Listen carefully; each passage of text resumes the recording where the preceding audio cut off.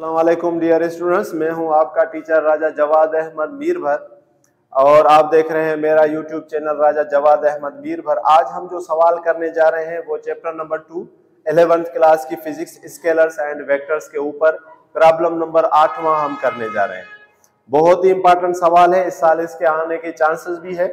यानी ये सवाल क्या है? सवाल ये है कि 2 tug boats are towing a ship. 2 boats हैं जो शिप के साथ लटकी हुई हैं। आपको पता है कि इमरजेंसी में या अगर मुश्किल हालात हो तो जहाज के साथ सेफ्टी के लिए कुछ और हमारे पास बोट्स होती है ताकि पैसेंजर उसमें बैठकर सेफ जगह पर पहुंच सके। तो वो लटकी हुई है। Each exerts a force of 6000 Newton.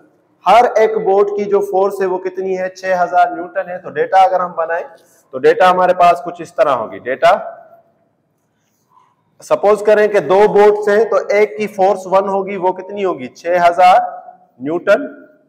ठीक है जी। और दूसरी बोट है तो उसकी भी फोर्स कितनी होगी? यानी F2 अगेन वो भी कितनी होगी? 6000 न्यूटन। तो दोनों बोट्स की फोर्स हमने लिख ली कि दोनों की है 6000 Newton. And the angle between the 2 ropes is 60 degree. और दोनों के बीच में जो एंगल बन रही है, यानी 2 बोट्स के बीच में जो एंगल बन रही है लटकी हुई है रोप के साथ, तो उनके एंगल जो है वो कितनी बन रही है? Theta equal to 60 degree. तो थीटा हमारे पास क्या है भाई? 60 डिग्री है। अब हमें क्या मालूम करना है? Calculate the resultant force on the ship. हमें रिजल्ट, जैसे ये F1 है ये F2 है, तो रिजल्टेंट फोर्स हम किस तरह मालूम करेंगे? यानी वो होगी हमारे पास F। तो वो चाहता है कि वो हमें मालूम करके दे कि रिजल्टेंट फोर्स हमारे पास क्या है। तो ये हमारे पास डेटा हो गई कि 2 टग बोट्स हैं। उन टग बोट्स की एक की जो है हमारे पास फोर्स 6000 न्यूटन, दूसरी की भी 6000 न्यूटन, थीटा हमारे पास 60 डिग्री और रिजल्टेंट फोर्स हमें चाहिए।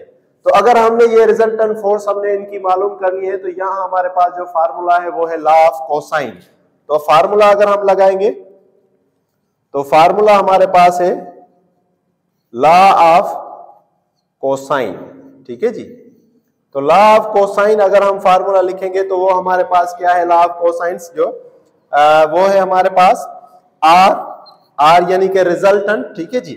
और यहां पर ए स्क्वायर बी स्क्वायर और 2ab और कास थीटा, क्योंकि ये कोसाइन के लिए तो कास थीटा और इसके ऊपर स्क्वायर रूट, ये हमारे पास फार्मूला है लॉ ऑफ कोसाइन। यानी इस डेटा को अगर हमने हल करना है तो ये हमारे पास फार्मूला है। लेकिन इस फार्मूले को इस्तेमाल करने से पहले हम क्या करेंगे? क्योंकि ये है 6000 न्यूटन, आप अगर इसको डायरेक्ट रखें तब भी ठीक है, लेकिन इसको आसानी के लिए अगर ये 6000 न्यूटन है तो 6000 को मैं इस तरह लिख सकता हूं कि भाई 6 और मल्टीप्लाई 1000, तो ये कितने हो जाएंगे? 6000। और अगर मैं इसको इस तरह लिखूं कि भाई 6 और ये क्योंकि 3 जीरो है तो इसको मैं लिखूं 10 पावर 3 न्यूटन। तो इससे क्या होगा कि हमें हल करने में आसानी होगी, हम आसानी से हल कर लेंगे। तो इसी तरह F2 की वैल्यू भी हम लिखेंगे क्या? 6 और 10 पावर 3 और ये न्यूटन। ठीक है। तो ये F1 की वैल्यू, ये F2 की वैल्यू, ये हमारे पास एंगल, ये F और ये हमारे पास फार्मूला। तो क्योंकि हमें यहाँ पर रिजल्टेंट जो फोर्स चाहिए वो हमारे पास F है, तो हम यहाँ F लिख लेंगे। यहाँ पर A की जगह पर हम क्या लिखेंगे? F1 का स्क्वायर। तो लिख लेंगे भाई F1 का स्क्वायर। यहाँ B है तो B की जगह हम लिखेंगे F2 का स्क्वायर।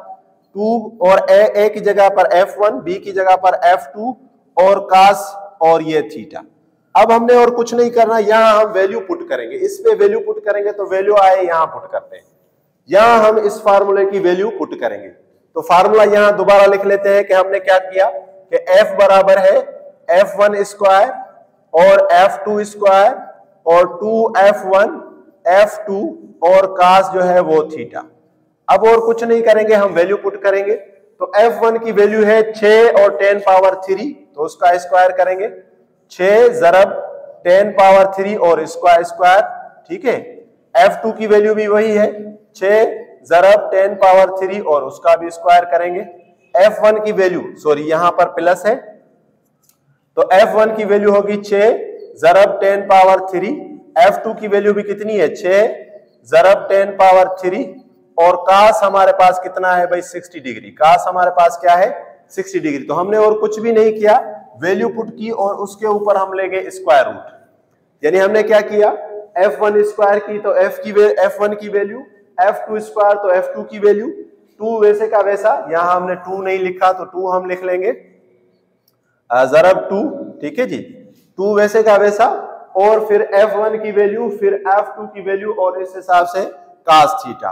तो अब जब हम इसको हल करेंगे तो आप देखें जरा, 6 को अगर स्क्वायर करेंगे तो 6 का स्क्वायर होगा 36 हो जाएगा।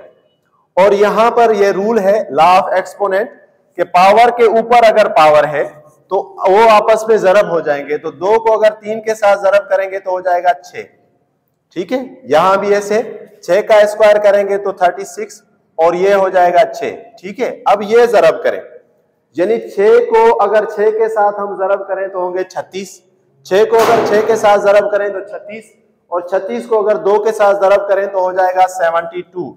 तो ये हमारे पास हो गया 72। किस तरह किया हमने, 2 ज़रब 6 और 6, यानी इस तरह अगर हम जरब करेंगे, यानी 6 को 6 के साथ और 2 के साथ तो 72। और यहां पर ये जो है 10 पावर 3 भी वैसे का वैसा, 10 पावर 3 भी वैसे का वैसा, क्योंकि ये मैं आगे करूंगा। और cos 60 अगर आप कैलकुलेटर से निकालेंगे तो cos 60 की वैल्यू जो होगी वो होगी 0.5। कितनी होगी भाई, 0.5। और यहां पर स्क्वायर रूट वैसे का वैसा। अब हम और कुछ नहीं करेंगे, ये ऐड करेंगे 36 और 36। अगर मैं 36 और 36 को ऐड करूं तो हो जाएगा 72। 36 और 36 को ऐड करेंगे तो 72, और ये 10 पावर 6 वैसे का वैसा, क्योंकि एडिशन में पावर वैसे के वैसे रहेंगे तो 10 पावर 6 वैसे का वैसा। यहां आ जाए तो ये 72 वैसे का वैसा, लेकिन ये 72 जरब है 0.5 के साथ। किसके साथ जरब है, 0.5 के साथ। तो 72 को अगर आप 0.5 के साथ जरब करें तो यहां हम लिख लेते हैं कि भाई 72 और जरब करें 0.5, ठीक है। और इनमें पावर क्योंकि जरब है तो जरब में पावर ऐड हो जाएंगे, तो इस तरह से हम लिखेंगे, ठीक है। आगे आ जाए तो ये हो जाएगा 72, ठीक है, और 10 पावर 6 वैसे का वैसा। 72 को अगर 0.5 से जरब करेंगे, 72 को अगर हम 0.5 के साथ जरब करेंगे, क्योंकि ये है आधा, तो आधे से अगर इसको जरब करेंगे तो हमारा आंसर आ जाएगा 36। क्या आ जाएगा आंसर हमारा, 36। और 10 3 और 3 अगर हम करेंगे तो हो जाएगा 10 पावर 6, ठीक है, ये जमा हो गया। अब 72 और 36 को ऐड करेंगे तो हो जाएगा 108। कितना होगा, 108, यानी 72 और 36 ऐड करेंगे तो 108 और 10 पावर 6 वैसे का वैसा। अब मैं क्या करूंगा कि ये जो 10 पावर 6 और 108 है, इनको मैं 0 दे देता हूं कि यहां पर 10 पावर 6 का मतलब है कितने 0, 6 0। कितने 0, 6 0। तो हम लिखेंगे 108, 1 2 3 4 5 और 6 0, 6 0 दे दिए।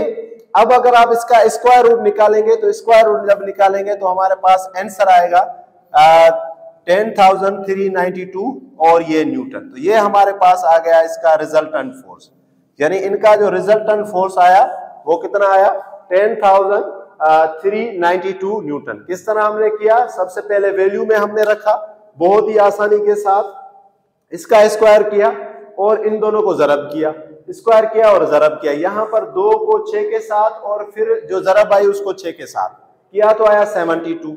यहां पर 3 को 2 के साथ जरब देंगे तो 6, 3 को 2 के साथ जरब देंगे तो 6, फिर ऐड किया 36 और 36 तो 72 और 10 पावर 6 वैसे का वैसा। यहां पर जो 72 है इसको 0.5 के साथ जरब किया, और क्योंकि ये लॉ ऑफ एक्सपोनेंट है कि अगर सेम बेस हो और पावर हो तो पावर क्या हो जाएंगे, ऐड हो जाएंगे। तो पावरों को ऐड किया तो 10 पावर 6, अगेन 36 और 72 को ऐड किया तो 108 और 10 पावर 6 वैसे का वैसा। यहां पर 10 पावर 6 की हमने 6 0 लगाई, 6 0 लगाने के बाद जब हमने स्क्वायर रूट निकाला तो हमारा आंसर आ गया। तो इसी तरह आज हमने जो है chapter number 2 scalar and vectors का 8वां सवाल किया है। ये 2022 एग्जाम में बहुत इंपॉर्टेंट है, इंशाल्लाह आएगा विषय। Thank you, thanks for watching.